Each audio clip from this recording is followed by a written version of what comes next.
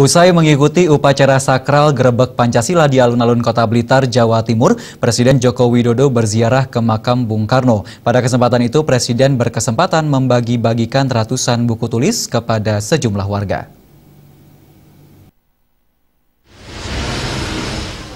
Usai memberikan pidato pada peringatan hari lahirnya Pancasila, Presiden Jokowi melanjutkan berziarah ke makam Bung Karno yang berada di Kelurahan Bendogerit, Kecamatan Sananwetan, Kota Blitar. Presiden juga ditemani oleh beberapa pejabat dan juga Kapolri ini terlihat khusyuk berdoa di hadapan pusaran Presiden RI pertama tersebut. Selain itu, tabur bunga pun dilakukan oleh mantan wali kota Solo, Jawa Tengah tersebut.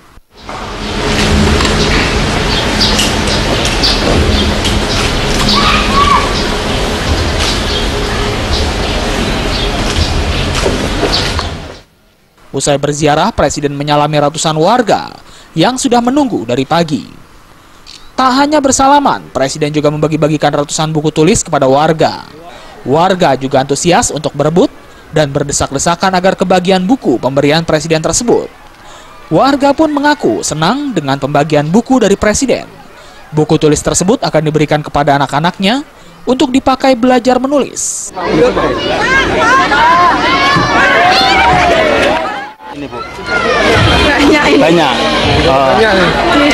Gimana Bu dengan pembagian buku oleh Presiden ini Bu? Senang.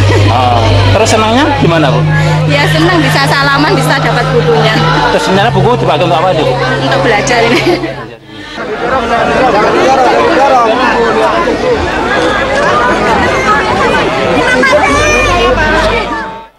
Dari Blitar, Jawa Timur, Hoirul Abadi melaporkan.